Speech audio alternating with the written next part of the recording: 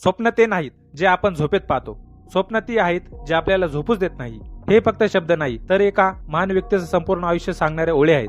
रामेश्वरम, जिथे जन्मलेला एक मासेमाराचा मुलगा, पण स्वप्न त्याचे मात्र आकाशाला स्पर्श करायचं. डॉक्टर एपीजे अब्दुल कलामांच्या ज्या हाताने लहानपणी घरोघरी वर्तमानपत्र वाटले, त्याच हाताने पुढे भारताचे रॉकेट अवकाशात सोडले. कलाम सर म्हणायचे, अपयश हा शेवट नसतो, तो तर यशाचा पहिला टप्पा असतो. जेव्हा पहिलं रॉकेट फेल झालं तेव्हा त्यांनी हार न मानता संपूर्ण टीमचं मनोबल वाढवलं आणि पुढच्याच प्रयत्नात यश मिळवलं. मोठं स्वप्न पहा, कठोर परिश्रम करा, स्वतःवर विश्वास ठेवा, हेच त्यांचे विचार भारताला नवी दिशा देतात.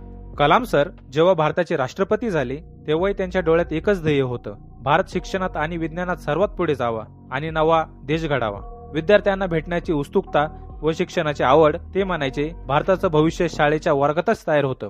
मित्रांनो, अडचणी ह्या आयुष्यात येतच असतात. शेवटी कलाम सरांचं एक वाक्य सांगतो, आकाशाकडे बघा, सारे तुमचेच आहे, फक्त उडायला धाडस हवं, फक्त उडायला धाडस हवं.